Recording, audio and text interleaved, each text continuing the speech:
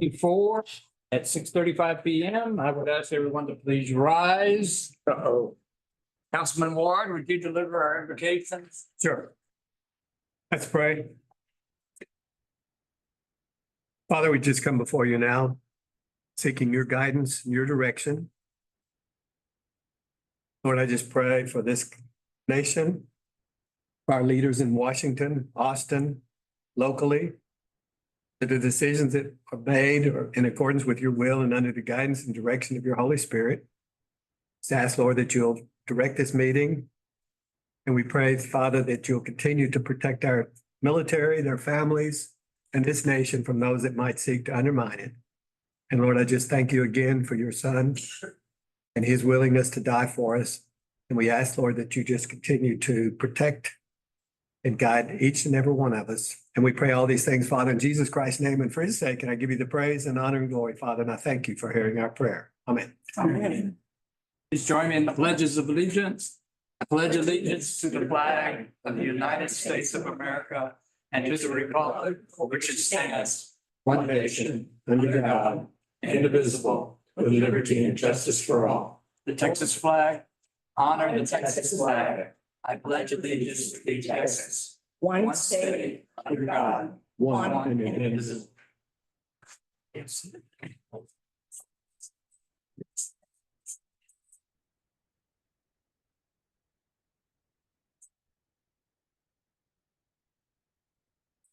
Okay, our first order of business before we begin any city meeting is to ask if there's anyone here from the public to speak. If there's anyone here from the public to speak, and I believe we have one person, Stacy Meza, who wants to speak to council.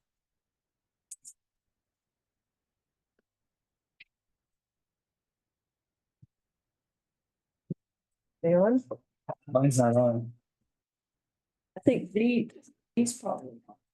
It's not That's what I'm saying. new ones. Okay. With the picking, allergies are kicking. Stacy? Yes, my name is Stacy Meza, and I wanted to give my thoughts on independence. I have talked to Jody and I have talked to Justin, but I just wanted to make my thoughts public. I'm not even sure how far the process has gone, but these are my thoughts. I have 1 acre on Independence, and the proposal of taking 25 feet off the front of it is not something I want. And there would be a new easement after that, I would imagine. If the city wants a large strip for a sidewalk and other things, I would rather it be on the high school side of the road only, of course. And as to the sidewalks in town, these have to be weed eated by someone, and I wouldn't have any plans on weed eating a sidewalk of an open field that butts up against farmland. I wish that the road would just be repaved with real asphalt and maybe a curb added to stop the edge from crumbling. That's kind of what I was hoping for. And the reason, I'll tell you the reason Independence looks like it does is because the big tractors, they enter the fields from the properties on the road, which we're used to, you know, even though we got big ruts. And I think they would tear those sidewalks up. But also, I don't see how 25 feet could be taken off the front of the road where the new apartments are or the convenience store, because those are practically on the road, butted up against the road. So my opinion is I really don't want all of the extra sidewalks and all of that. I just wanted the road paved with a nice edge. Okay, that's my opinion. So. Okay, well, we appreciate, we can't discuss that with you, but we can direct you to the. Right, and I appreciate her talking to me and calling me. Try to be, as- But I just wanted to like make my thoughts public. we'll be working as closely as we can with Lynn. Is there anyone else here that wishes to speak before council? I would like to introduce our new code enforcement officer. Would be a good Can I time. stand up? Bradley Schaefer. Hey, Brad. He started with us last week. Welcome, Mr. Schaefer. Welcome aboard. Still going through training? Very much so. Do you have him out in the field with you? Oh, he's on his own little house. Yes. He's taking care of Learning on the job.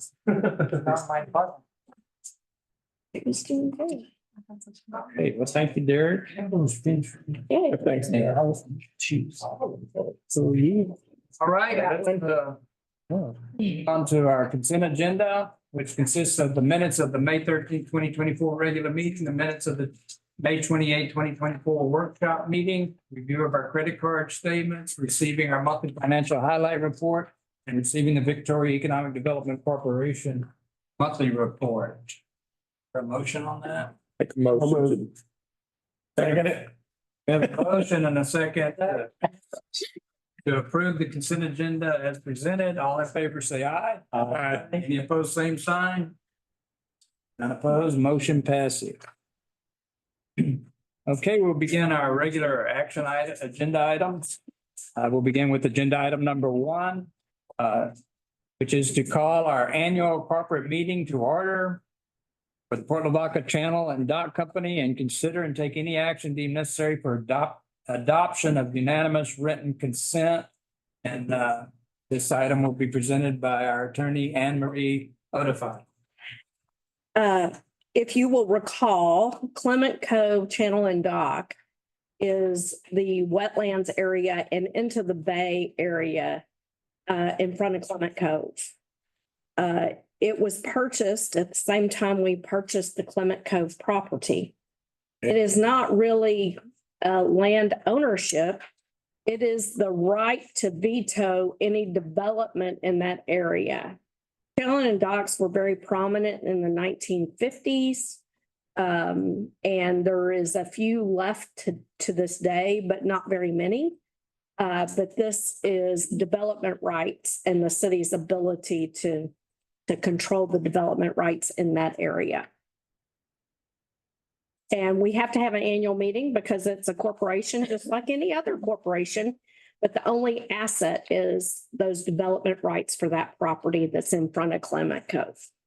Okay. So there'll be a unanimous written consent that will go around for your signature, just that we're required to hold an annual meeting every year.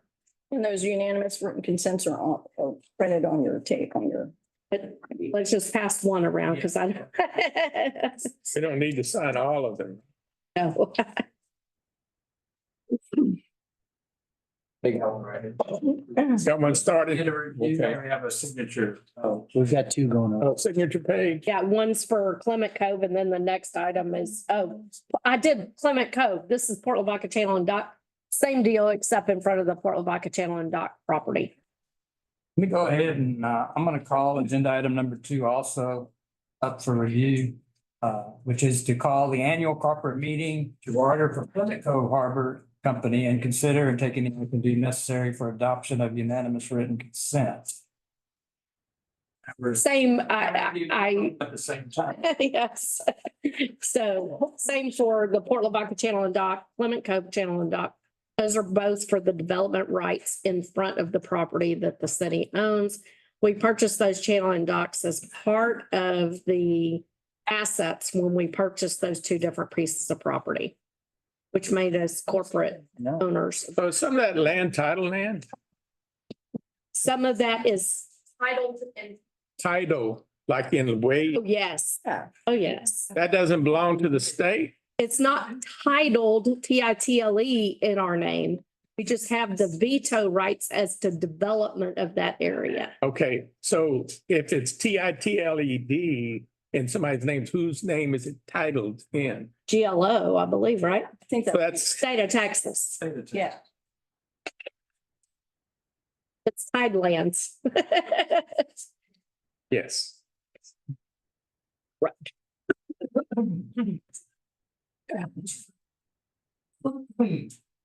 If you will, anyone who's historically interested in these channel and docks, you can go read old newspaper articles. And I think we have the boxes here from the city.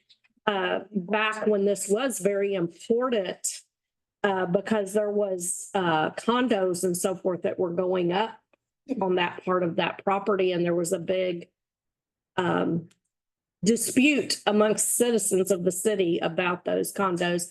Really interesting articles from back in the 60s and 70s. I remember the Corps of Engineers was over there at the same time. An office right there at where Scully's is. Yeah. City Hall was there for a while. Yeah, it was shortly after that. It was a tight squeeze over there, wasn't it? But there's some interesting, we came upon when we purchased the Port Lavaca Channel and Dock, there's a whole file full of newspaper articles from back in that era. I'd like to see that. It's really interesting. I think Jody has Yeah, it. they're in my office. I'll come out.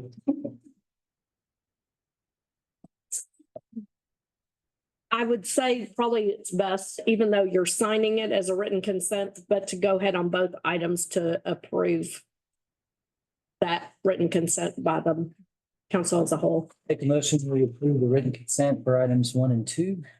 Second. Right, we have a motion and a second to approve the unanimous written consent of Clement Cove Harbor Company and the Port Lavaca Channel and Dock Company as presented. So in favor, say aye. Aye. Opposed, same sign.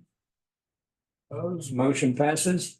And I should say, I forgot to say, but it does substitute Justin for Ken Barr in the unanimous written consent.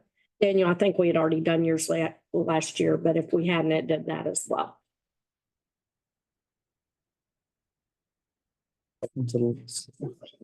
Today, we don't need to part of the meeting's closed. No, We just need to sign. because it's a consent. Okay, we will then move on to agenda item number 3. Consider appointment of members to the Recreation and Parks Board to fill a vacancy and/or start a new term of 2 years. Wayne? Mayor Council, we have opening on the Parks Board and Gregory Falcon has shown interest in filling that position, and it may help us explore them at our next meeting.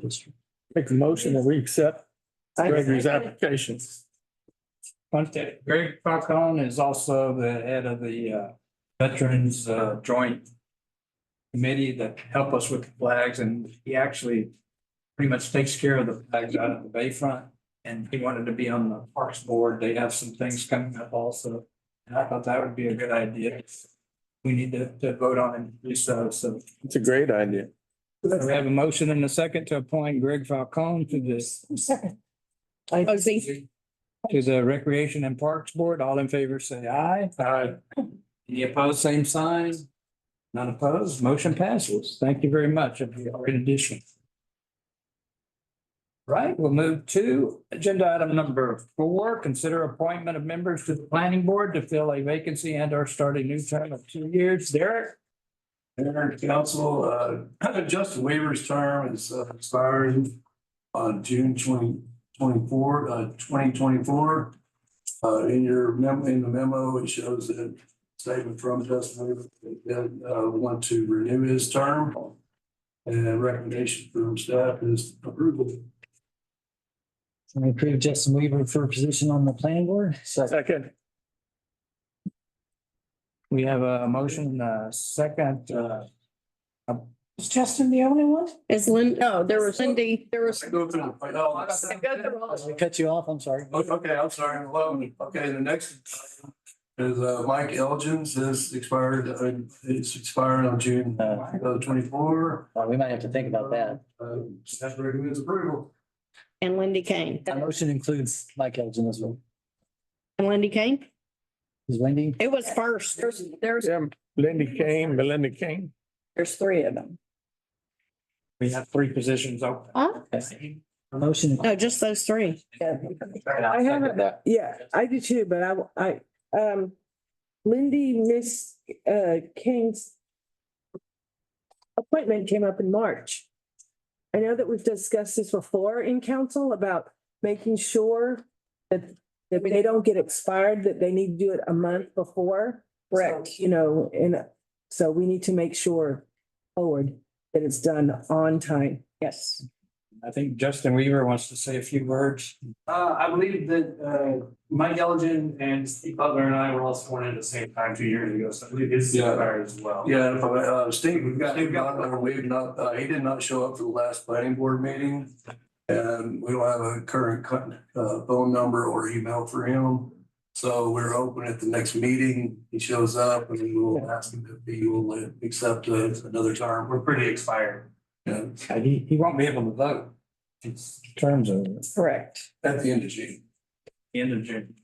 Yeah, our next meeting will be this month.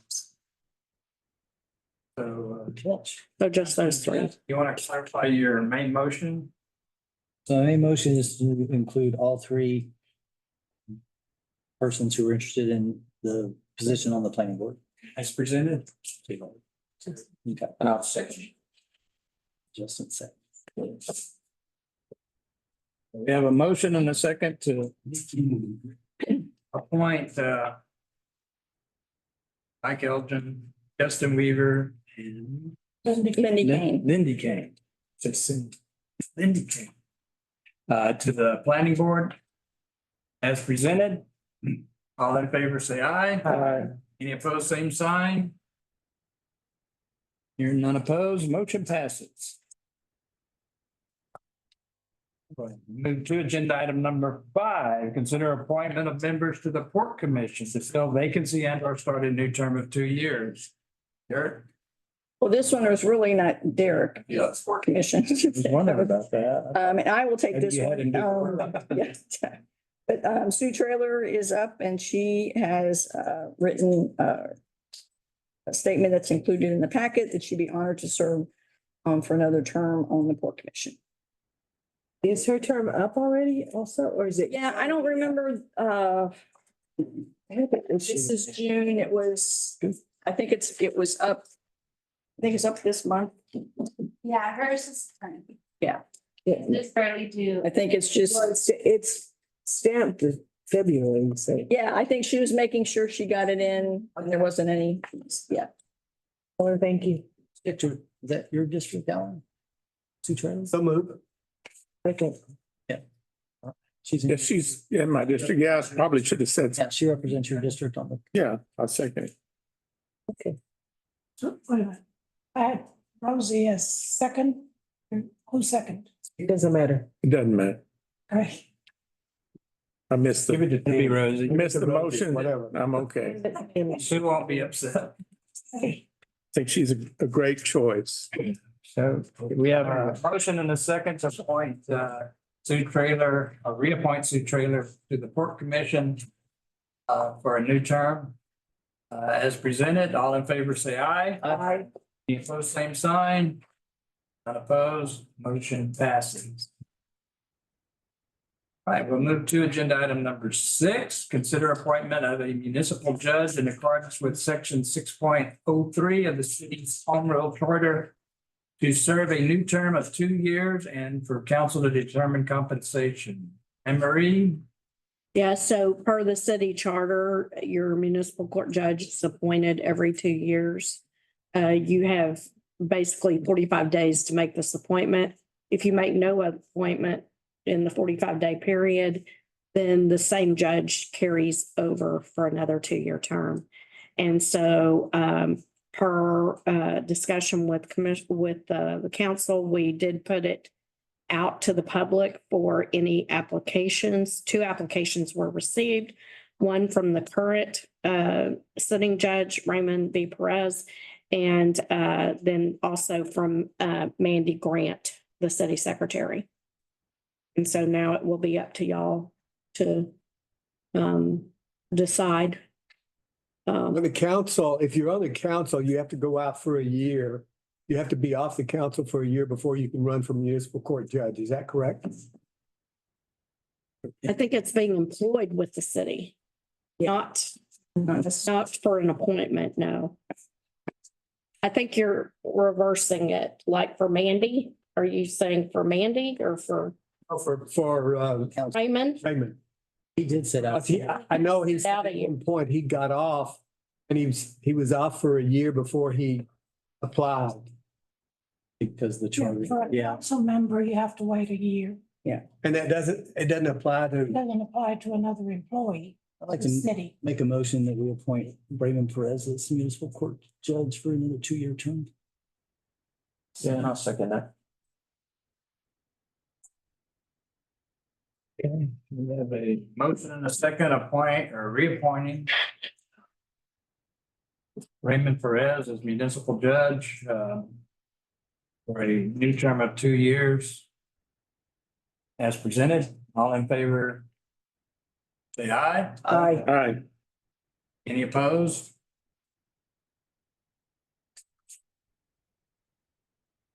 Opposed, motion passes. We have to set compensation at this time or can we No, that's by budget. wait till budget time? Look at that. Well, there was a policy, right? We made Yeah, a couple of years ago. Yeah, so it's in the, Unless we want to It's take. all by budget. but yeah, the budget.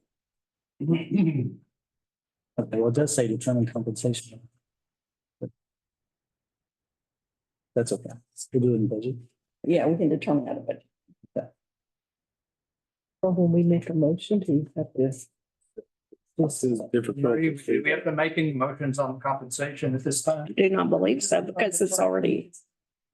Just On the agenda then. Yeah, but compensation won't change.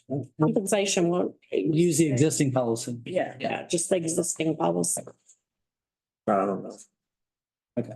So that was the motion. That was a tough I decision. mean, if you want to make a motion, that's fine, but it's gonna be pursuant to current policy if you don't change it. Right. All right, then we'll move on. Move to agenda item number 7, consider second and final reading of an ordinance G-4-24 of the city of Port Lavaca, amending the code of ordinances, chapter 26, manufactured home parks and RV park, and providing an effective date. Jody? I'm gonna turn this over to Derek to handle the second reading. Mayor, council, there were some questions that were brought up this last Friday. It's all be emailed to y'all to review. The responses were read. Just in case you'll have any other further questions. But that nothing's been changed from, It's changed from the first reading. Who brought the questions up? Eric? Does it matter?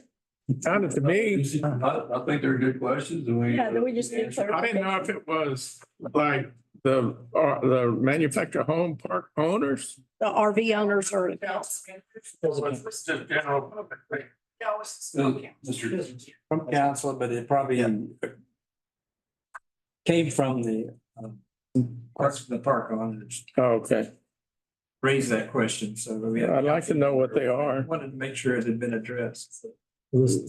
Yeah, and we've discussed this with the RV park owners and they're aware of, like when we do the inspections, we're not gonna be going inside the RVs and doing inspections in those. We do just, we'll be looking at the connections to make sure that they're properly connected to our utilities. Make sure there's no potential cross connections or anything like that, no sewer leaking on the ground, the things of that issue, illegal wiring. But as far as going inside, we will not be. Well, I thought you were real clear about that when we all met. Yes, sir. Well, it was brought up again, so I just wanted. We were labeling it, instead of it being a license, it was gonna be an occupancy permit. For the RV. CEO. There's a certificate of occupancy for the business, the operation of the park. And it's kind of like an operation of a barber shop.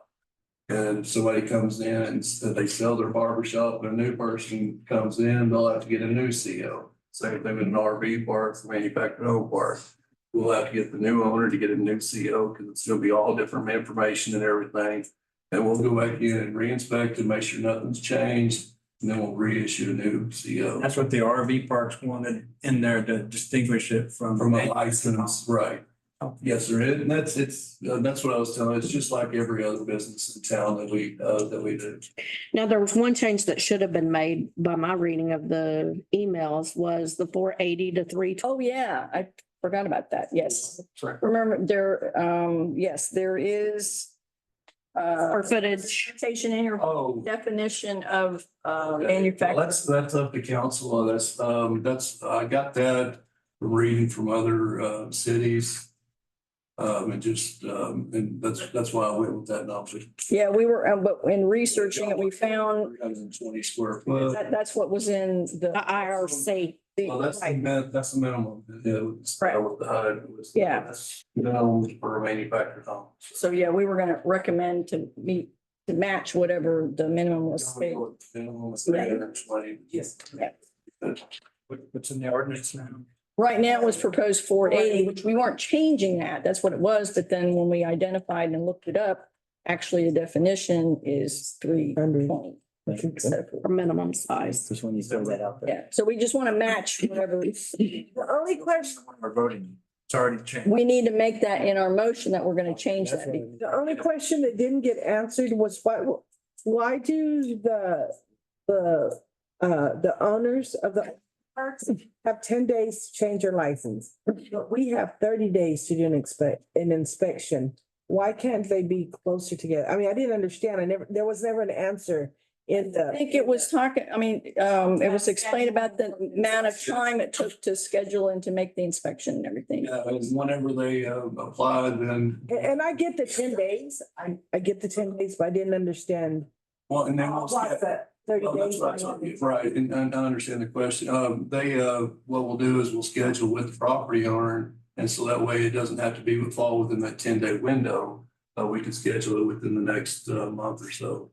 So that way. They may want to do some things to the park after they become owners. It gives them a little bit of grace time, I think. Yeah, and we can't, these inspections on those, they're not gonna be a 1 hour inspection. Right, A lot of them it's gonna take all day. yeah. I just didn't understand. I mean, We're gonna have to schedule them in accordance with our schedules. Yeah. Yeah. But whenever they change ownership, change information, they need to let us know. No, I got the 10 days. Right. That's real important. I just didn't Yeah, understand. that's the reason. Okay, thank you. Yes, ma'am.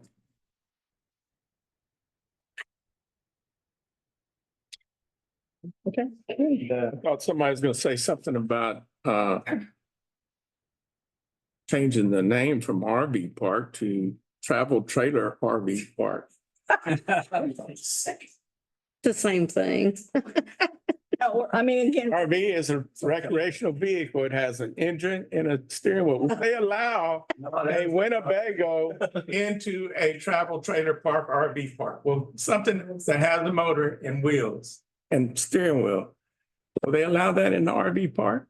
I would say yes, but. Well, it's a recreational vehicle, not like the travel trailers that are. Or a spinner. A spinner too.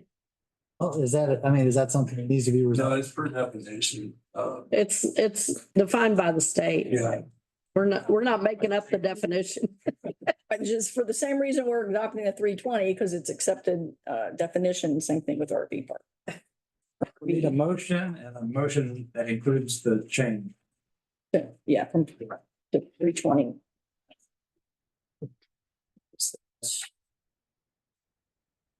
Pull it up and Yeah, state I'm looking exactly for where it. it's at. So that's- Yeah, thank you, Emery, because I forgot it. You see where, I'm trying to find it where it's. Yeah, it's on page 68, 5 of 10. 68. Did you get it? Bigger print. 68. You want mine, Jack? Yes. 68 what? 68, Page 68, 5, page 5. 5 of 10. Do you need my glasses? That's probably what I need to do. Yeah, which It's section green, is it right? under, because it's, oh, here it is, yeah, it's item 15.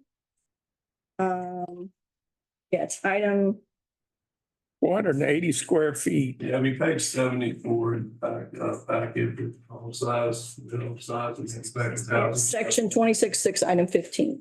That's a different page in everybody's packet. Oh, yeah. Item 15. Item 15, 26.6. Item 15. item 15, home size, yeah. Shall be no less than 300. Square feet. No, we just need a. Definition of a manufactured home, which is. If you make the motion, you can sneak that other word in. Yeah. That's what I'm talking about. Go write that down. Thank you, Ellen. 120 square feet. 26.6, item 15, home size, substitute 320 instead of 480 square feet. Okay.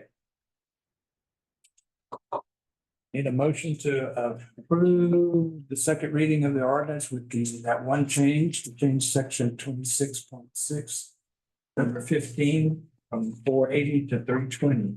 Want to make that motion? Make a motion that we change this RV travel trailer park size from. Anybody want to second that? Hey, We want to approve the whole. ordinance. Oh, okay. I thought we were just approving that one. Just item 15. You're adding that one change to the final reading. I'll second the travel trailer RV park. Okay, what is, Alan, you want to withdraw that original motion? not really, because I really feel strongly about it. He's gonna call it a travel trailer. I We're mean, gonna have to work around that one. Killing our record now. Okay, We're gonna have to vote on that. okay, I'll withdraw that. So I make a motion that we approve ordinance number G4-24. Is that the right ordinance? What is it? G4-24, yeah. Yeah, that's it. With the change of minimum size from 180 From 480 to 320. What kind of feet? Square feet. It's section 26.6, number 15. Is that correct, Alan? That's it. Okay, that's how you. number 15. That's as fair as we're gonna make it. I love your ordinance. Just trying to do it. Tim, are you gonna second that? I second it. Still use it. Still call it a travel trailer or? No, we're going with what it's called. Okay. By the state of Texas, even though they're wrong. I second. All right, we have a motion and a second approving the second and final reading of ordinance G-4-24 of the city of Port Lavaca, amending the code of ordinances, chapter 26. Manufactured homes, parks and RV parks, and providing an effective date and amending section 26.6, number 15, from 480 to 320 square feet. All in favor, say aye. Aye. Any opposed, same sign. You're none opposed, motion passes.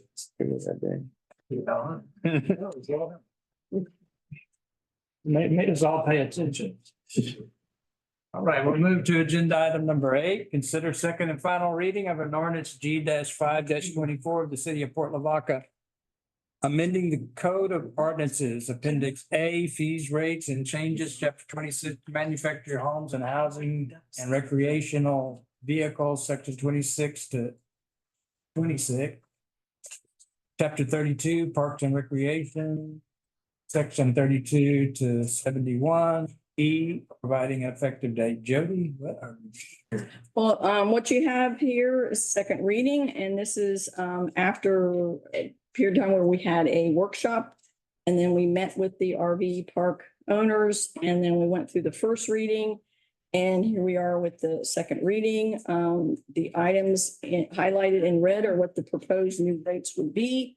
The certificate of occupancy fee for RV parks is $100. And again, that's only for new RV parks. Any existing ones, there is no charge at all.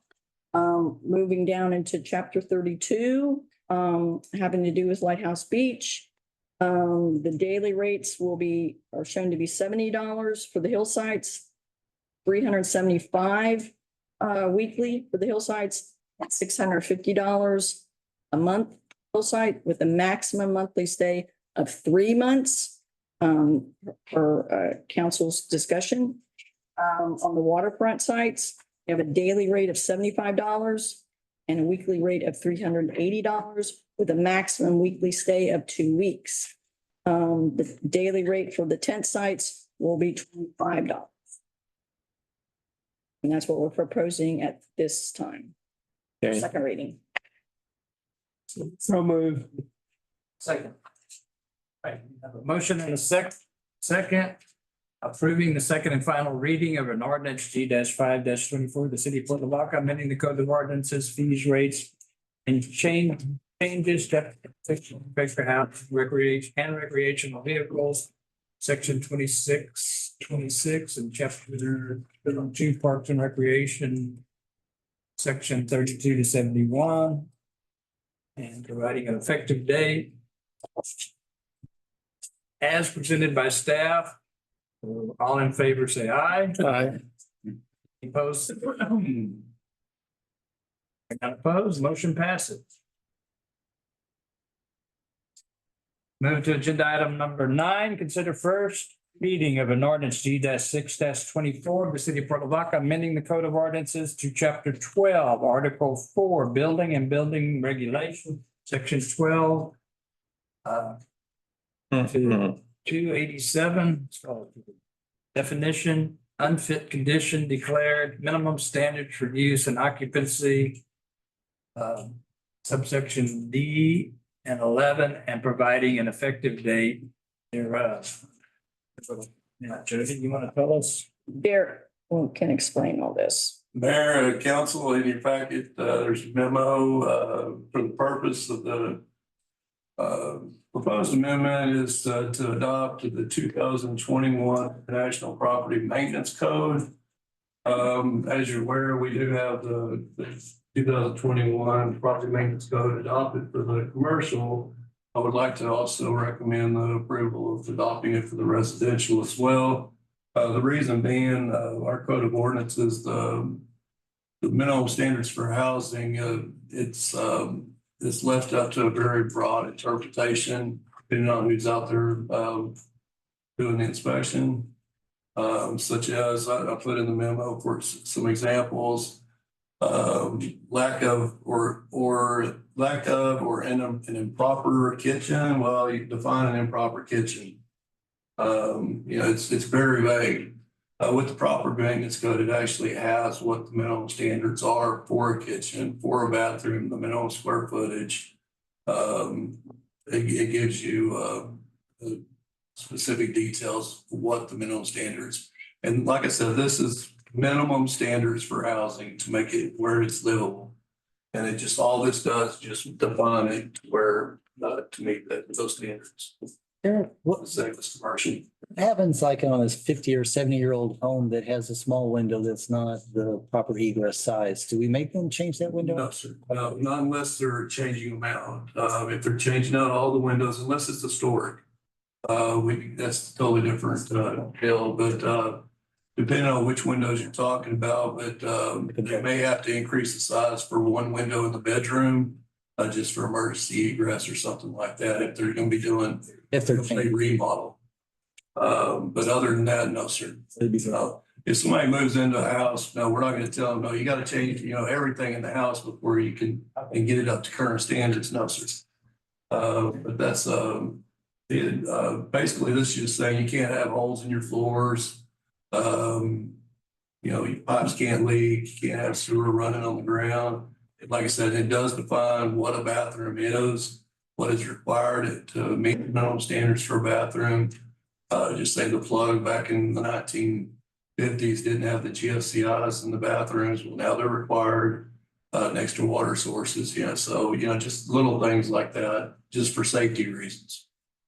I know it's safe, Derek, but again, kind of like what Tim was referring to, you have to do the GCF plugs for older things manufactured in This is 34 for years. rent houses, right? Well, it's also for, it's for any. Anyhow, But I know, but I mean, as far as when we come to inspect, we do a habitability inspection if they're right, rent houses. rent house. Right, and We don't do one. the house has been lived in for several years. We'll go and do an inspection on it just to make sure it's still less safe to live in. So a house that has not been lived in, you go and see if they have that. GCS. Yes. Yeah. And all it is just replacing the septic. Regardless, because back in the day, they didn't have them, but all it is just. No, I understand what it Yeah, is. and then also we make sure, we do it anyway, but with the fire department, it's already in our code, but like the smoke detectors, they have to be installed and working. If they're old houses, they don't have to be hardwired in like the new houses do, but they do have to have at least the battery operated smoke detectors. Okay. Just little things like that, just for, like I say, just the safety. I know the fire department come and at one time they had a program where they installed Just adding. fire. Right. We're just, we're just Smoke adopting. detectors. But what happens The newest code. if you know of a home that is, people are living in it, but shouldn't be living in it?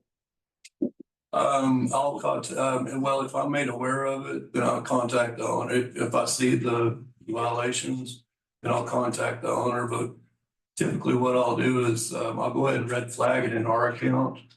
So that way, if the tenants move out, we don't turn the water back on until they bring it up to standards. Okay. And that's what I do right now. Because I have seen that situation and, I have too. but if I do see the issues, then I will contact the landlord, the property owner. And I'll give them a certain time frame to get it fixed or, they're gonna have to relocate the tenants. Okay. I don't relocate because the city's not gonna be responsible for the relocation. I'll make yes, Yeah. ma'am. Or we'll take the landlord to work. We have to. Thank you. Yes, ma'am. And please let me be aware of any I will. situation like that. And other cities in our area are adopting this. Yes. Yes, Bay City has it. Bay City has, they're our side. And it's pretty standard.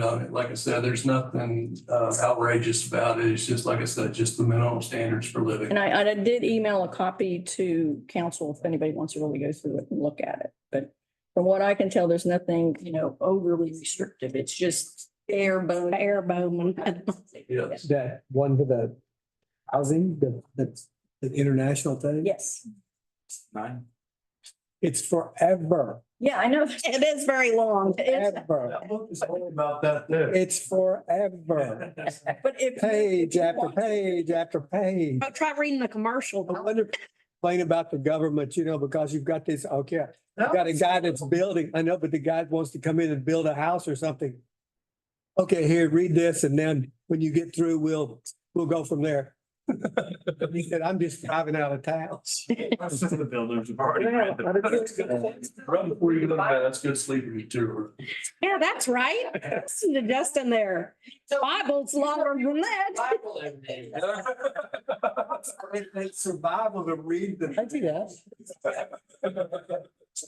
Councilman Tipton, what's your street address?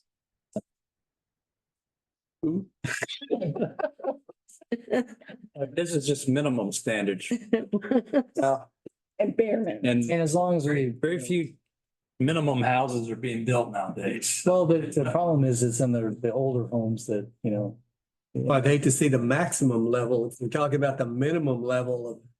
And bottom line, I mean, our substandard ordinance already says this stuff. Yeah. It just doesn't say in enough detail. It's subjective. And so as opposed to us going through and rewriting all that and putting some detail to it, it's right here. This is industry standard, generally accepted minimum standards for habitability. So we adopt that and it simplifies it. Most of the builders are already aware. We're not reinventing the wheel. This isn't really about builders. That's the minimum about our standards. This isn't really about builders. This is about property management. Well, and Make it's. a motion on this. I know, but it shouldn't be. I'm not strive for the maximum. And another It's just a thing. conversation, Derek. I'm not. No, but this also gives the opportunity to where we're actually cite specific violations if we have a problem with landlords making those corrections. Yeah. And so when we take it to court, we actually have something to cite Yeah. instead of, okay, it's improper. Well, you know. Fine. Yeah, I get it. I mean, With upgrades and things. I think I'd like to make a motion to accept the first reading Okay. of an ordinance G 624, the city of Port Lavaca amending the code of ordinances to chapter 12, article 4, building and building regulations, section 12-287. Second. second, Who was first? That was, doesn't I matter. think Rosie's. I don't think Jim's made one tonight, has he? No, he's made a motion. He's made one. Yeah. It's your call, Jim or Rosie? It doesn't matter to me. Alan made the motion. Oh, Alan, yeah. Alan made the motion. Not even. Motion. Well, it was- Jim Ward was loudest.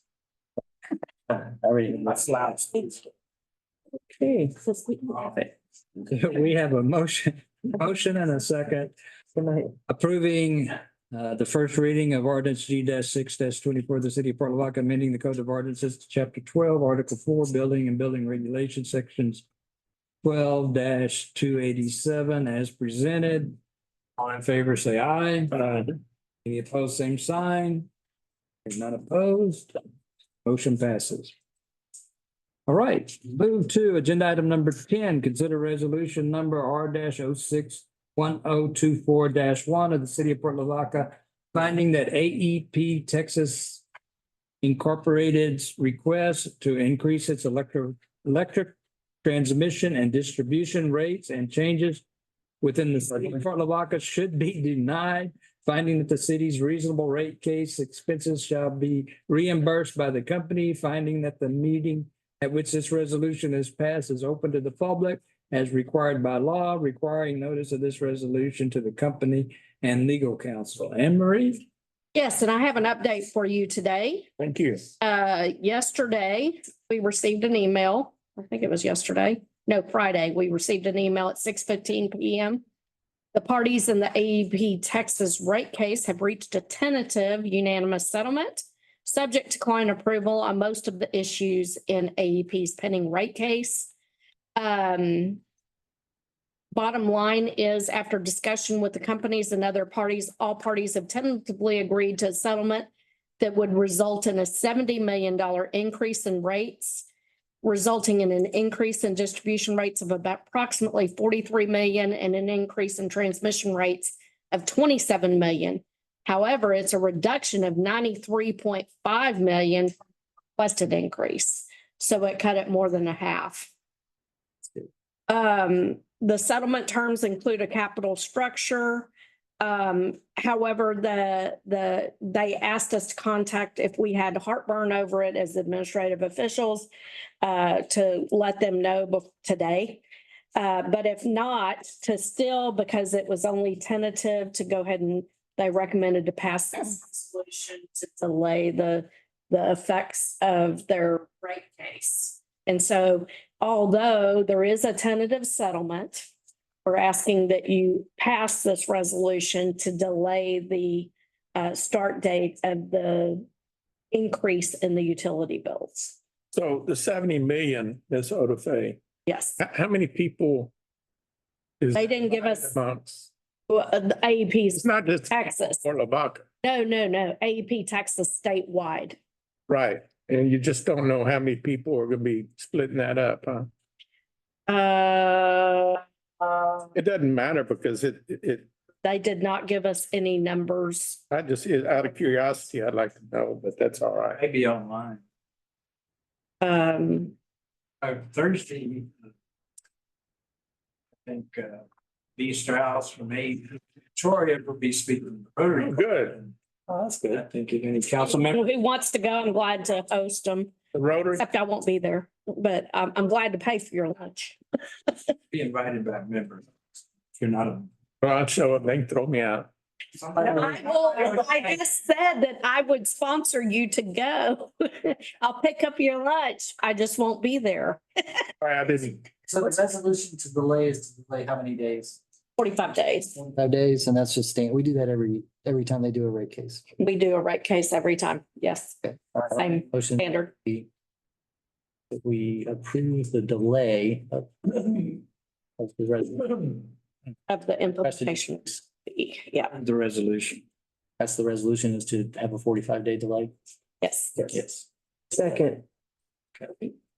So I don't know about the rest of you folks, but so many outages in 2024 already, especially in District 3 along the water. My goodness, I don't know about the other districts along the water, but it's very vulnerable. Those lines are going down. Matter of fact, just last week they had a line down in my back. 5-day light, They're happening. no storm. Colorado States and all over. Yeah, it's on both sides. That's why There should be, because of it's electricity is needed and it's required for people just about to exist these days. There should be plans of putting that stuff underground where it's not so vulnerable. Is there plans for that? Okay, thank you. Thursday. Makes me happy. They could increase the rates to 93 million if they had any kind of plans, but right now it's 70 millions. They have no plans. We're just paying more. But I encourage, I'm serious, anyone who wants to go to Rotary on Thursday and hear V. Strauss from AEP speak. Yeah, sure. I'm glad to sponsor you or Yeah, and they recently had some public meetings. as council members. If you were in attendance to that kind of explain what the plans are that are underway, and she's gonna go through that on Thursday as well. Yes. Well, it sounds great if they do have plans. They do. Thank you. There is plans, but, and I think she emailed you about them, but to get it from the horse's mouth, I will not be there, but I'm glad to. So you just can't discuss. Can get together as a quorum and talk to you. No, just listen Listen, right. at a social lunch. Yeah, just listen, don't say it. Group that just listens, like. It doesn't look good to have everyone there and it not posted, but if you don't talk to each other, we're all Sit at okay. different tables. Yes. Yeah, that's the way you do it. Oh. Right, so we have a motion and a second approving resolution number R-061024-1 of the city of Port Lavaca. Finding that AEP Incorporated's request to increase its electric transmission and distribution rates and charges within the city should be denied. And as presented, all in favor, say aye. Aye.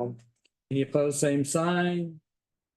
Opposed, the motion passes, and that will delay increase in your bills that you receive. A little bit. And it could go further because with the settlement, they could have an agreed upon date. We won't know the terms of the settlement. I might hear him this week going to Texas City Attorney's Conference on Wednesday. So Maybe. if I learn anything, I'll share. All right, but our objective was to delay the inevitable. Delay. All right, we will move to agenda item number 11. Consider resolution number 061024-2 of the city of Port Lavaca to delegate one or more city employees the ability to approve with conditions or disapprove a plat as set out in section 212.016, amending plats of the Texas Local Government Code. Derek, do you want to explain that one? Yeah. Mayor, council, Texas Local Government Code, 212.0065 provides that a planning board may delegate the authority of approving with conditions or disapproving certain plats to one or more officers of employees of the municipality. Basically, what staff's recommendation is to approve 212.016. And what that does, that provides the citizens an expedite on minor changes to plats. Say just moving a property line a couple of feet or some errors in the plat, maybe misspelling or whatever, just minor corrections on the plats themselves. It's not gonna be changing any of the utilities or adding utilities or anything major like that. You know, all that stuff will still go through the planning board and the council. It's just minor changes to the plat, to the existing plat.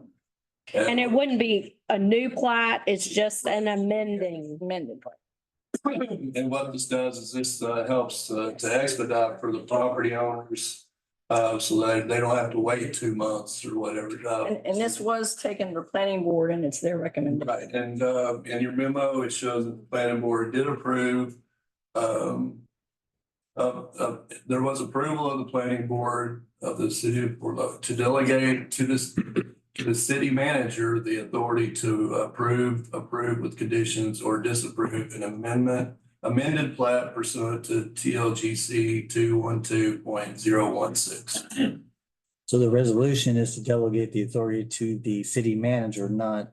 Not to an employee. That's what it sounds like, No, the city manager is right? But it sounds like, Well, it says one of. no, it's up to the one or planning more. board. The planning board said the city manager. Manager. They chose, yeah. Okay. so is there a definition for the minimum things that, I mean, That's a good question. We have a planning board member here, but maybe he would. is there a definition, like, Minor request, Now you have to earn it. is there? minor request. So, yeah, we discussed this with some details. What we found is that, some people were waiting in line 15 to 45 days, to get a very minor replat. And so what the current procedure is, technically, we don't approve these, we recommend them for approval to council. And so if there was something to be like brand new plat or some major replatting, then that would still go through, that would still go through us, recommended to you guys. We would have first look at it. There'd still be preliminary with Derek, the fire chief, everybody else. But what we've had recently is about 5 or 6 people who just want to move a lot line 5 feet between their 2 lots. They're trying to sell one, or somebody who owns 2 or 3 properties on a single lot and they just need to cut it so they can sell it. And they're having to wait 45 days before they can sell a property, or they're having to wait 45 days before they can get this minor amendment and this paperwork kerfuffle, because it has to go through us and then through you guys and then get sent off. So for something very small, very trivial, which we're having 2 or 3 a year because our platting is kind of old, we're hoping that could really speed up some of the basically just red tape for the citizens. I was gonna read to you this. My district was, they owned 2 lots and they just wanted to move the line over a little Yeah, because it's both properties are theirs. But this is what he's talking about, because when you say, okay, you own both the lots, you want to move it a foot or I don't even remember. I think he was moving like 7 or 8. It was not big. Yeah, it was not. Do, it still requires that I long. understand what he said. I Yeah. understood what he said. The But I think our question was, is there a list of what is minimal or minor? Minor request. In the section. 212. It was only, it 2016. was only those minor amendments. Amending the plat during technical error. Under limited circumstances. I will tell you. Okay, so here's the list. To correct an error in a course or distance shown on a preceding plat, to add a course or distance that was omitted in a preceding plat, to correct an error in real property description shown on the preceding plat, to indicate monuments set after death, disability, or retirement from practice of the engineer or surveyor, to show the location of a monument that has been changed in location or character, to correct a scrivener or clerical error, to correct errors in courses and distances of lot lines between 2 adjacent lots if both owners agree, neither lot is abolished. The amendment does not attempt to remove recorded covenants or restrictions, and it doesn't have a material adverse effect on property rights. To relocate a lot line to eliminate an inadvertent encroachment of a building or other improvement on a lot line or easement. That is so common. When someone's buying a lot, say they're going through financing through the state. If they have to have a plat done that shows exactly where the building is and it encroaches. So they have to come in and get a replat of that. That is probably the most common thing you'll see. And again, it can't, it has to include all the lots joined in the application. It doesn't attempt to remove recorded covenants or restriction, and it does not increase the number of lots. The next one is to make necessary changes to the preceding plat to create 6 or fewer lots in the subdivision. If the changes do not affect applicable zoning and other regulations of municipalities, they do not attempt to remove or any covenants or restrictions. And it's the area covered by the changes is located in an area that the municipal planning commissioner or their appropriate entity has approved after a public hearing. To replat one or more lots fronting an existing street if the owners of all those lots join in the application for the amending plat.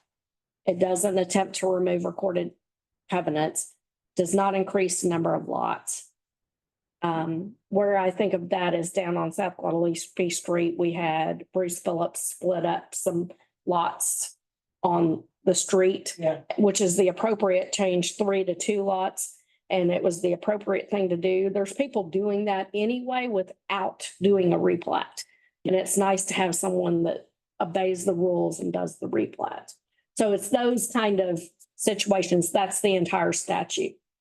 212. Very, uh-huh. It's now pretty limited. And It's very limited. Currently rubber stamping, and then we send it to you guys, and pretty much after we've given you the recommendation, you guys stamping it. So we're just trying to say. There's not a lot of discretion. It's check marks. I can say it's 1 to 2 months is what you're saying. Yeah, it saves you 2 months and you don't go, you go to try to get something planted and sell it, and 2 months later, those guys are gone. That sales abolished or that Yeah, you're gonna and- buy and put on there is long. So we're just trying to save the taxpayers red tape on this.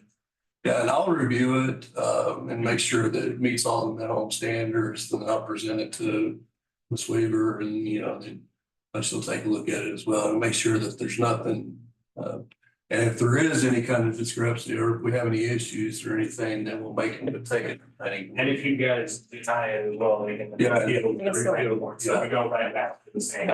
Yeah, that's all in the statute. Yeah. That's in the resolution. So it's a well-crafted resolution. And the law, this is a new statute, just came into effect last legislative session. And it allows you to go further. But Jody and Derek had just wanted to limit it to this one very direct statute. Baby steps. Okay, we have a motion.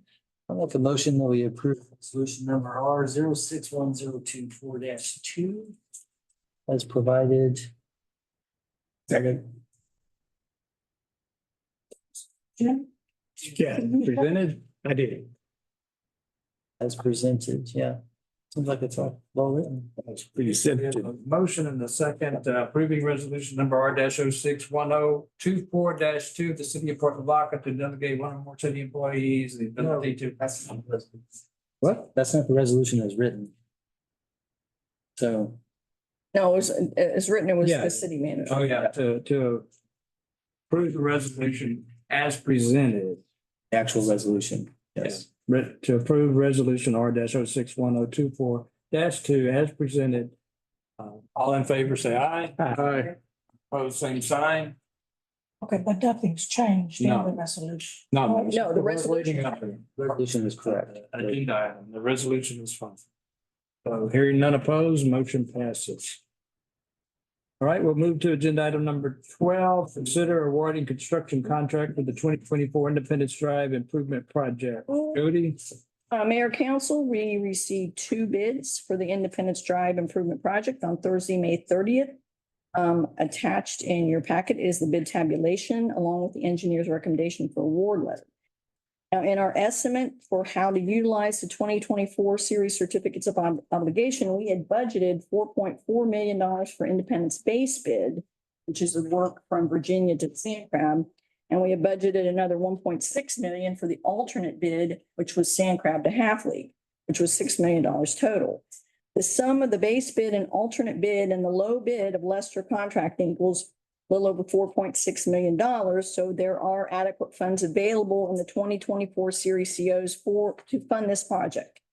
Staff recommends that council approve a construction award in the amount of for $4,656,880.12 to Lester Contracting for the base bid plus the additive alternate. Let me go through to remind everybody what was in this bid package. The base bid was from Virginia Street to Sand Crab, urban gutter, underground storm drainage with a continuous turn lane all the way, again, from Virginia to Sand Crab with a 10-foot wide shared use path on the south side of the curb in that area. And the base bid included a transition from the wider new section to transition into the existing Independence Road on the west side of Sand Crab. The additive alternate was to continue that curb and gutter and continuous turning lane all the way to Half League.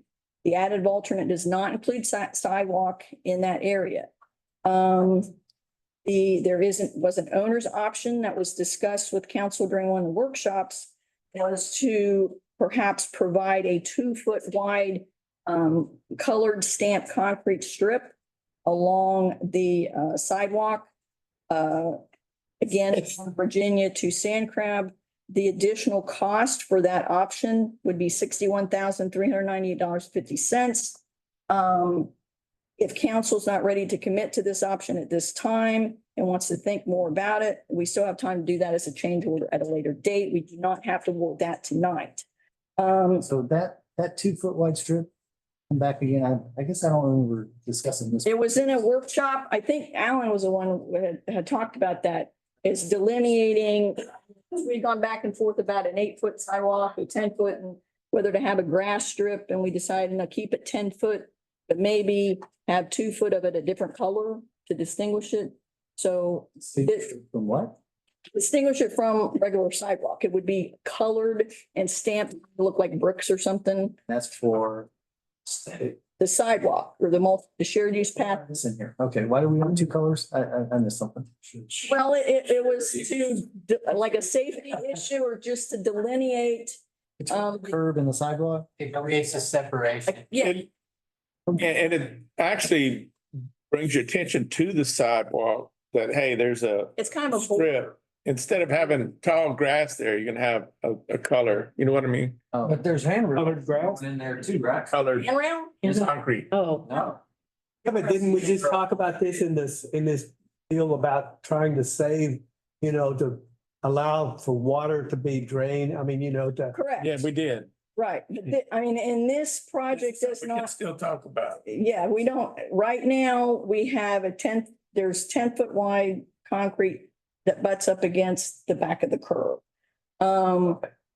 That's what's in here. And if we wanted to have this 2-foot, again, it's like a border. It's just, you have an it 8-foot sidewalk and a 2-foot color. would still be 10 foot, but the first 2 foot of it is colored and stamped. And how is that less expensive than just a? It's not less expensive. It's more. 60,000. Additional 61,398. 61,000 more. Yes, that's what I'm. Colored concrete? But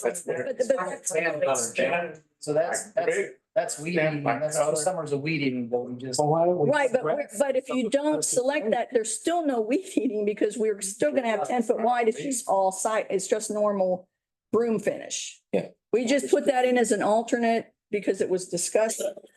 safety. I thought we were gonna have, like we did on Houston Street with the grass. So No, we don't know for that. Not for a 10-foot wide public way. colored concrete, I'm sorry. I mean, in place of colored concrete, put grass. No, That, I mean, that would be more of we decided, I mean, again, during the workshop, we talked about 10 feet. But we thought an option was that 2 foot of it could be a different color. We really didn't. Let's make it green grass. How about that? That's green, that's color. That's to the lady who presented earlier about who's gonna weed and maintain that. So Yeah. I do notice this is wide enough to drive an RV onto though, so. What's the question? I know. But I can further explain a little bit about the, because, when it was mentioned about the easements, it's probable or it's possible, let's say that we will not get the easements needed on the west, in the alternate area. What this easement is required, or what we were looking at is, all the drainage is coming from the north. Right. To Independence. That it would be very expensive to put all that in an underground system. So it was designed to where there's a swale that runs behind the side, the curb and any future sidewalk that would collect all the runoff from the north, that would direct it to one of the big ditches that's going Okay. to 35. Okay, so what the extra easement was a drainage easement to allow room for that swale. Now, we have the easements we need from, Sand Crab to Virginia. From Sand Crab to Half League, we do not, and we may not get those. That doesn't mean that we can't do the project. That just means that the swale will become, because, the side, the bottom, the flow line will stay the same, but without the additional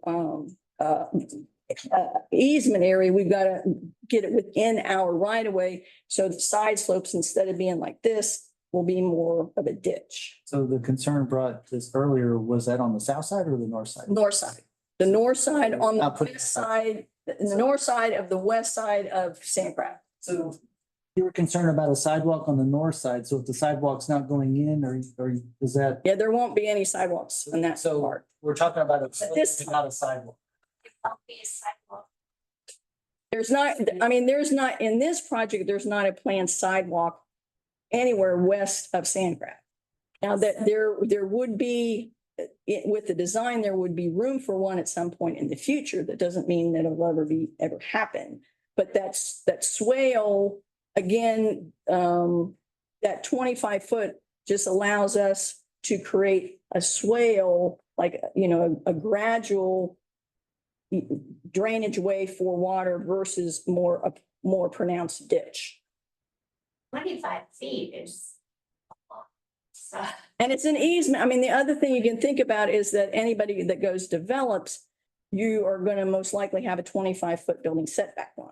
So you're not going to be building in that 25 feet anyway. But we're not adding any additional. It's not gonna be any improvements. It's gonna be a grassy swale. Right. So like what you were saying, it'll just be a curb and then a Well, there's a curb and then there's some flat. gentle. Yeah. And well, and actually, I mean, the 25 feet, it allows us to have some room on the back side of the ditch or swale to maintain it from that side. Without that, it's just more of a ditch, and we'd have to maintain it from the street side.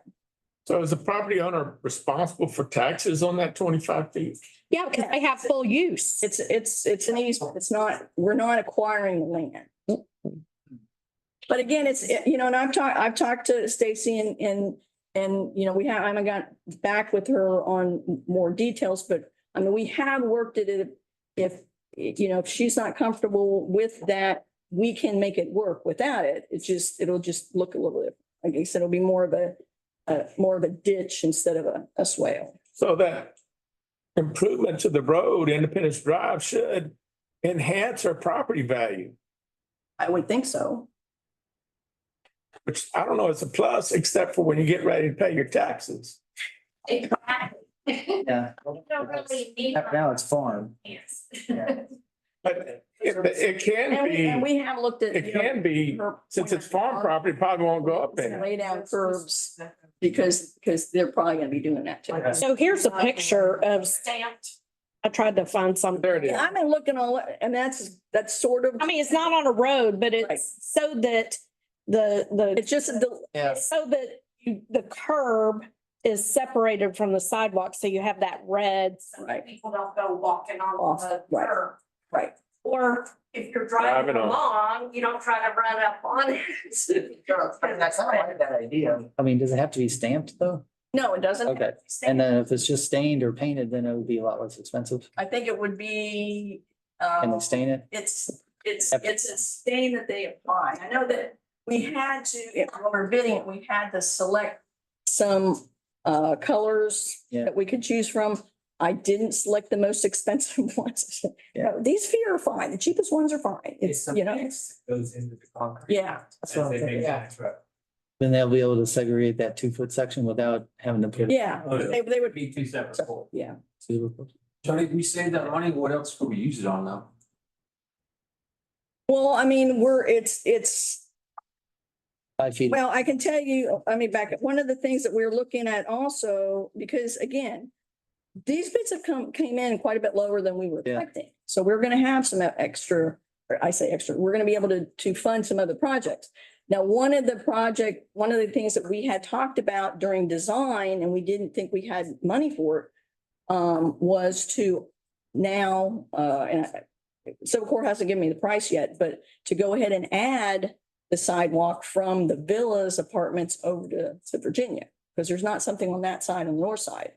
That one doesn't necessarily have to be 10 feet. That one probably could be 5 feet, 5 or 6 feet maybe.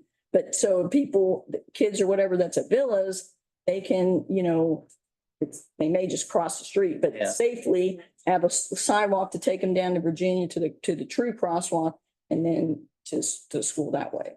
How much was that gonna be? I don't know. He hasn't given me the price, but we've got all the numbers now figured because it's a unit price bid. So we just add in, you know, he'll figure up what the quantities are required to do that. And then we'll have a price. And then we can, again, that would be a change order that we would bring back to council. So at this point, I mean, we're looking at, you know, awarding based upon previous conversations. And we do have the funds to award the base bid and the additive alternate.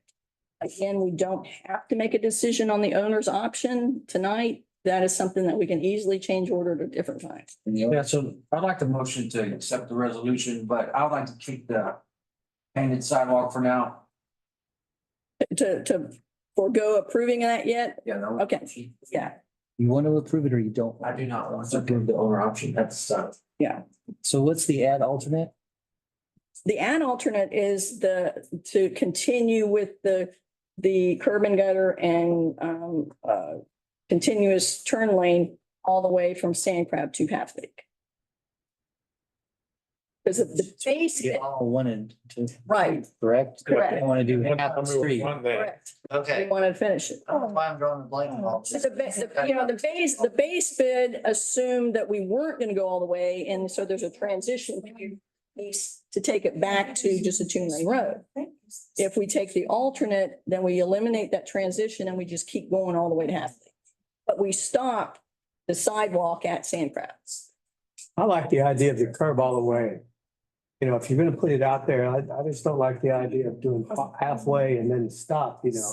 That's what we're doing. Stop But it. that was a discussion we had during when we were looking at how much the sales. Down there right now. Correct.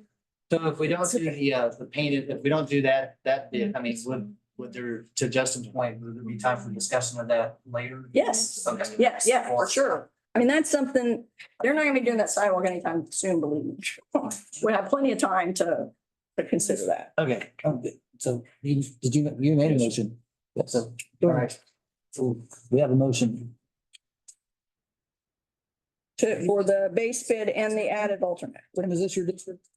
Well, it's split. Justin, you guys split it? Yeah. Oh, she Yeah. too? North side, south side. Yeah, Okay. I second.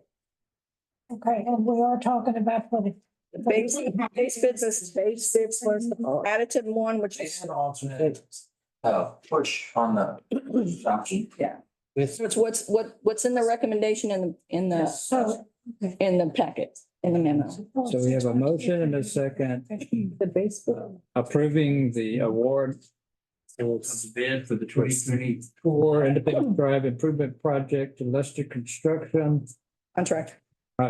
Contracting in the amount of $4,656,880 and 12 cents. Which includes the base bid and the added alternate, but not the owner's option. Correct. Okay, so all in favor, say aye. Aye. Any opposed, same sign. You're not opposed, motion passes. All right, we'll move to agenda item number 13, consider recommendation of the planning board for a request from Carl Meyer for a variance request for a manufactured home to be placed on a developed existing residential lot that is not a manufactured home park. The property is described as Block B, Lot 30, 15 feet of 29 of the Lou Davis subdivision, 302 Davis Street. Eric? Mayor, council, in your package memo, this has come before council before, or I believe it was it was last month. In the memo, it shows the initial recommendation from planning board was denial of the request, because they did not want to set a precedent. The council action on May 13th, the council motion to pass the request and resubmit to the planning board for further research. The planning board revisited the request on May 23rd. Mr. Meyer was not present and did not provide any further information prior to the meeting. And I have the discussion, some of the discussion that we had during the meeting. I did provide, I showed them the state with variances, zoning, things like that. They consider a 2-foot radius from the property line as those most impacted for the request. 200. 200. 200, I'm sorry, 200. It's pretty close. Yeah, keep it tight. No, and so those are the ones that are most impacted. So I did show them the property owners. I got that ready just in case Mr. Meyer did come and have signatures, and then also I looked to see who were property owners, who were tenants, just to make sure, because it needed to be the property owners, not tenants. Okay. So I had all that prepared for the planning board. And this, in the memo, it shows that I did find that there was one manufactured home in that, within that 200-foot radius. That was the homeowner's property and lived there. And there were 4 others within that 200, but 2 are inactive and substandard, and the remaining are single family houses. Okay, yeah, so. Yeah, 2 are rental. Last time we reviewed this before, but we were giving Mr. Meyer the opportunity to go out and make an effort and bring names. Right, yeah, and He didn't show up at the meeting with And any. Derek has talked to him. yeah, so that, I was gonna kind of briefly go over this. The board did specify that the reason for a variance by law is it needs to be a hardship, and there has to be some extenuating circumstance that means the law should not apply, shouldn't apply to you. Let's see, and they did not feel that this request met that criteria. And as stated, he did not show up for the meeting. So I did call him this last Monday. And I guess it was the previous Monday, and I told him about the meeting, and he said that he wasn't aware that he had to show back up for the planning board meeting. But I told him, I said, well, you did okay at the council meeting. It will be going to council. He said, well, I'm planning on being there. I'm working. I haven't had time to get signatures, but I'm working on that. And he said, what time is it? And I told him the time. And he said, well, I'll be there at 6 o'clock. And I said, okay, well, I just want to give you a heads up. So I did reach out to him. I did remind him of the meeting. I think that we've done everything I can to have him show up to show his justification to requesting the variance, and he's not in attendance today, so. Meyer's not here. No, sir. We just wanted to give him the opportunity. He requested the variance. Yeah, I don't like just to dismiss them without hardly even looking at them. I wanted to give him the opportunity to bring information. well, that's what I'm saying. So I did reach out. Yeah, it takes a little work on citizens' part, so you don't Right. just dismiss it and not let them have the opportunity.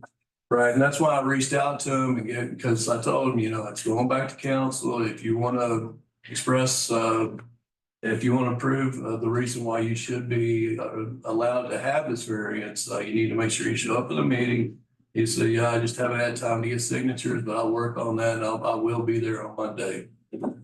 So the planning board did re-recommend denial due to the same reasons. So they did recommend denial to the council.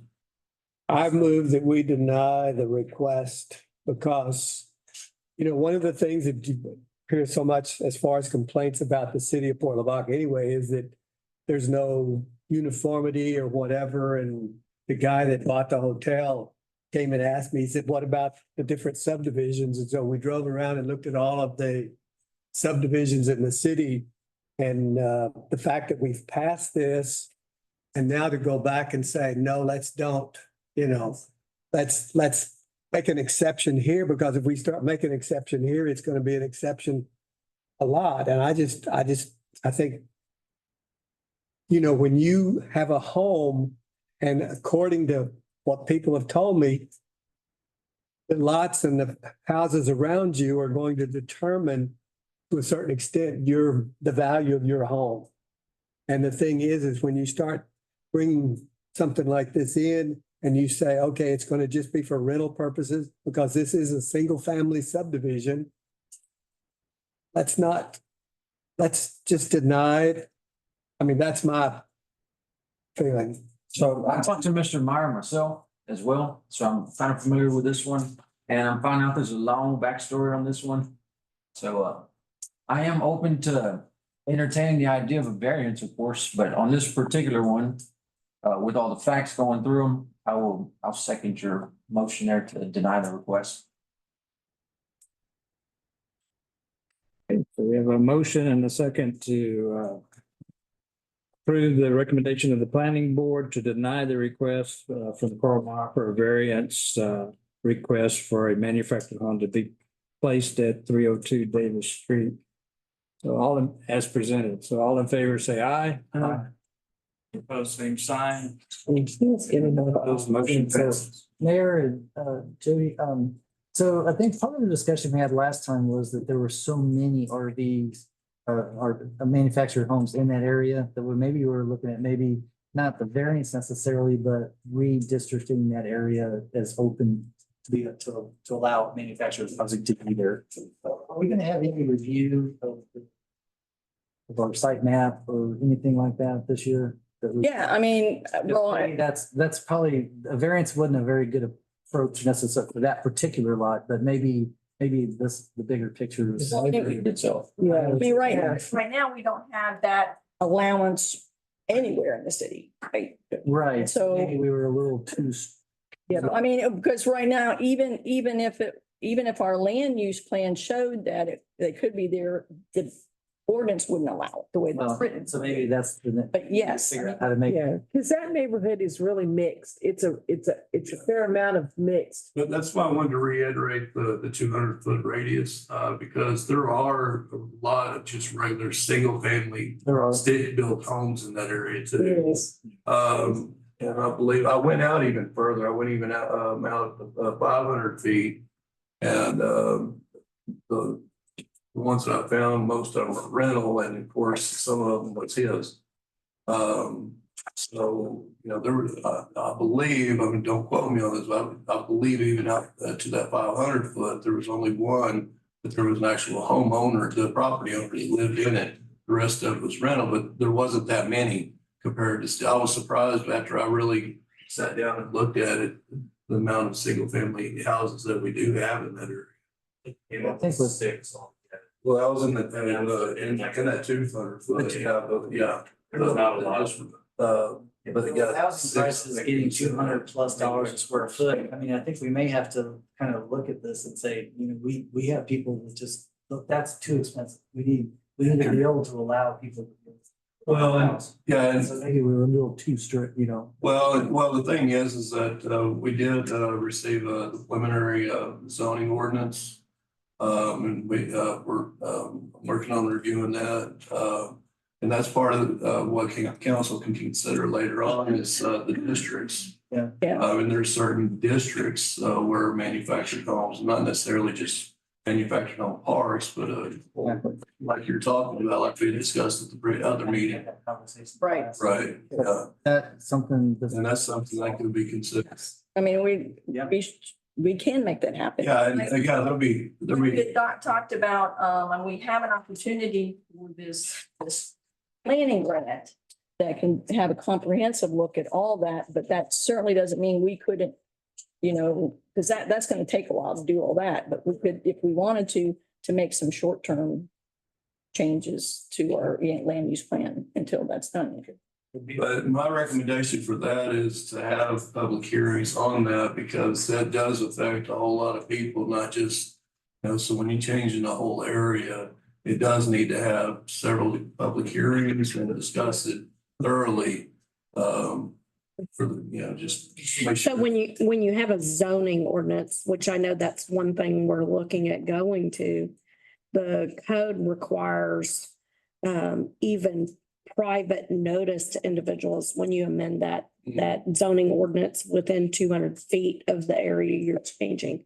So, we could, in essence, comply with even not having the zoning ordinance. We could comply with that, the spirit of the zoning code that would allow us to let people know and. Well, yeah, we can put it in the paper and then the 200 foot and all of it's certified letter as well.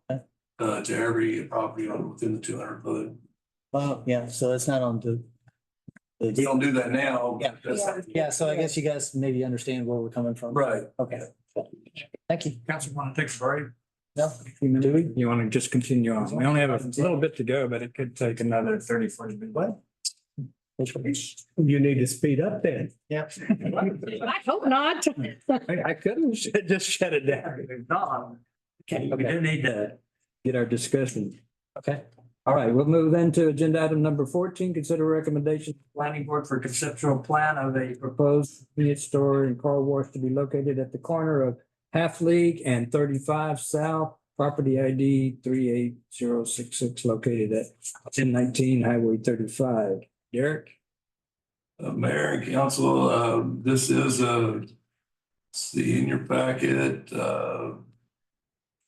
we did have the basically it's a conceptual plan for the Please, I'm sorry, my mind went blank. Squelch all those rumors out there that it's not coming. I know it's coming. It's just It slow. wasn't because of the city either.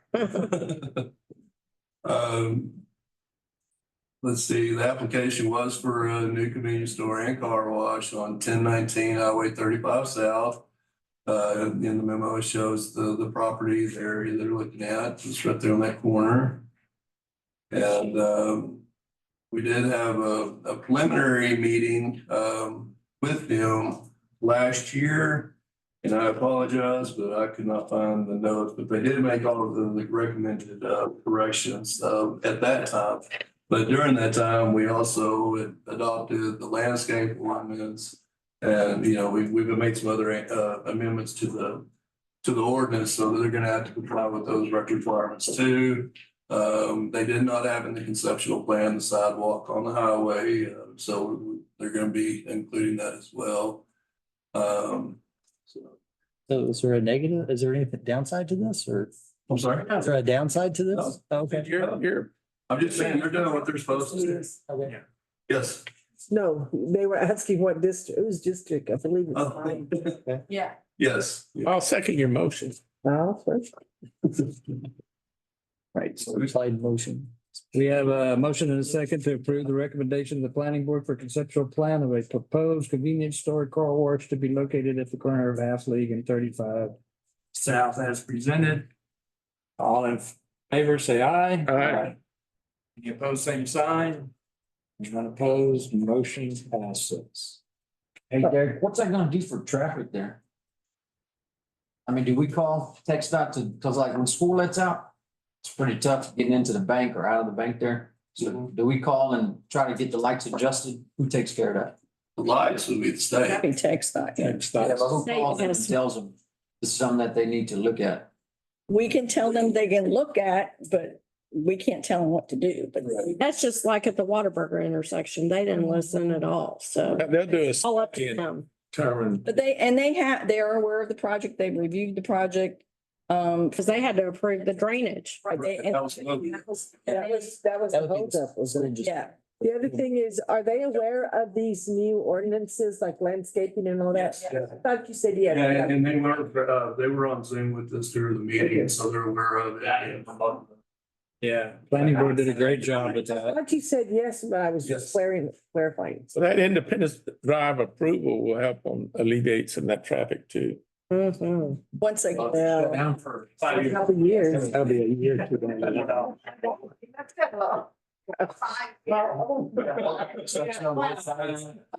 numbers in the peanut gallery. Can we vote? 698. What is right now? Dave? Doesn't I? We'll move on. We're gonna move on to agenda item 15, consider request from the Calhoun Port Authority to harvest wetland plant for the Calhoun Port Authority mitigation projects in the wetlands areas of Lighthouse Beach and Bayfront Peninsula. Jody? We have received this request from the Calhoun Port Authority to allow them to harvest wetlands plants from both Lighthouse Beach and Bayfront Peninsula for their mitigation project, which is on the east side of the causeway. I believe there's some more information that was added to your packet than There's a letter. another email that I got with a little more information just today. But basically, you know, this is very common, you know, to borrow from other sites to do it. It's the best chance of success is getting wetlands plants that are local or in the same area. And the wetlands work, the damage to the borrow sites is strictly avoided. They have to comply with their core permit and everything. So it's staff recommendation to, you know, work with them and to allow them to harvest these plants for their mitigation So project. they're gonna harvest the plants, not the seed.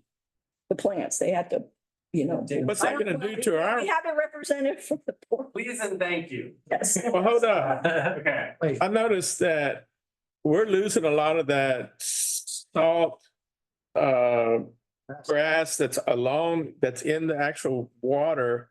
And when we lose that, erosion starts taking over. I live right on the water. I've seen it. It doesn't take much to disturb it and make it disappear. If I may, Go we ahead. are very likely not going to harvest anything within the city. This is, I want to say, our second or third option to get plants. And we've already harvested a lot of samples from port wetlands, and we've actually already started planting some of that. But the problem is, if there's an issue or something dies, we have a bad weather event or something like that, and we come up on deadlines and we need to get a new crop of plants growing, we might not be able to get that. Ryan, as I understand it, it's not like that we're gonna take a whole bunch here. It's just like if there's an area this big, they'll take one here. It's kind of a sampling thing. Getting it out. Done by a third party, like, you know, engineers. Conservationists. This is a big conservationist thing. People not to kill these plants. So we're not anticipating having to use the site at all. It's more of a backup site, but having this agreement means that we don't have to come scrambling to you guys last minute before the freeze, asking for plants so that we can plant it before our time's up, before our grants run out. So I think we've got like 3 agreements for our. So what particular plant are you looking for? The one I described? They're in the email I got today, which I don't have in front of me, has the specific plants on there. For the marsh that they just made over there. So why does this have to come before? So is this? It doesn't have to come before council, but the timing was such that I could bring it to council, so I thought, why not let you guys be the good guys? What kind of compensation will the port give the city if we allow you to take? These are the thank you already provided. Free of charge. First thing. I can write you a note if you want. Yeah. Memorandum of understanding. I'll write you. Okay. I think that, as I understood it from Felicia, they needed written permission from the. Right, and I was gonna go ahead and give it, but we had time. Right. For y'all to do it, so I thought, okay, I'll just let council make. We do not need an interlocal for something that's simple. Have some hesitation, so. It's that coastal salt grass is what I was, I think it's mostly like we're playing. Swordgrass. that's Not get it from in front of Alan's property. But Some of the ditches, Tell us where to get it. Take all of this. yeah, we've got a lot of ditches that are having that grass, so it. That is, yeah. I'm sure you guys can designate the area, just, skip Allen's house, we'll tell all his constituents. You no, got this is strictly Lighthouse Beach.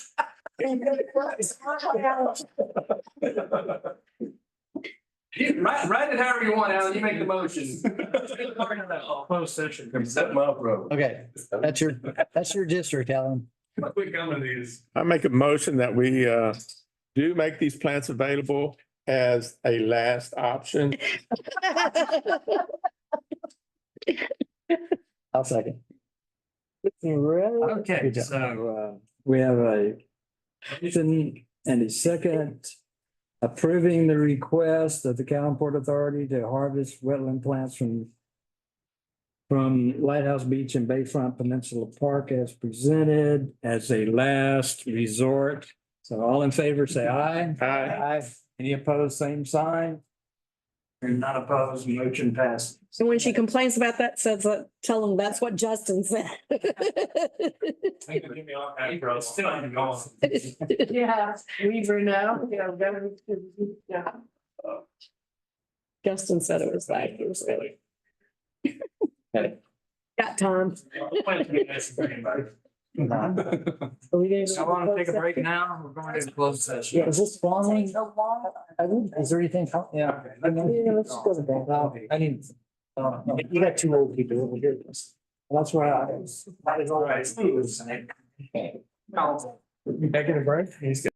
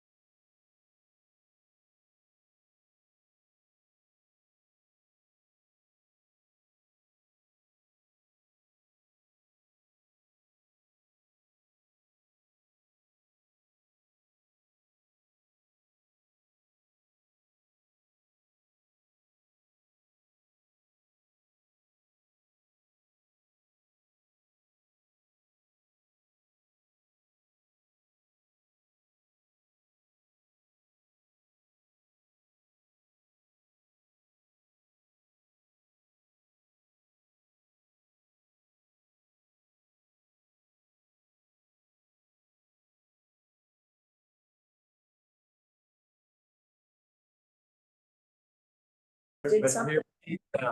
Anyways. Mandy, there's Mandy. Something, Okay. somebody woke up. I'll announce at this time that city council has completed its closed session on this the 10th day of June 2024 at 8:44. Yeah.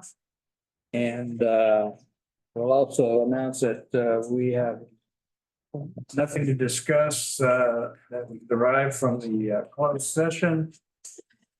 And so agenda item 17, return to open session, take any action deemed necessary with regards to matters in the closed session. There are none. So at this time, I could entertain a motion to adjourn. Make a motion to adjourn. Second. So I have a motion and a second to adjourn. All in favor, say aye. Aye. Any opposed, same sign. Opposed, motion passes. What? 15 minutes. Yeah. Well, it's gonna go to 9. That's a long meeting is to 9. Please go. Oh, I got it. So, I would say, yeah, I think. Pass for the attorney's sign. Figure out every day. They, there's a lot of stuff in that. Salvage. Don't ask me. Well, I'm thinking. I mean, it's Does it matter? Just pick a completely day. up to y'all. Just pick a day in July. I'm just gonna say, yeah, like a Wednesday, does it matter what day? It's better not to close on a Monday or a Friday. So choose a Tuesday, Wednesday, or Thursday of your choice. Okay,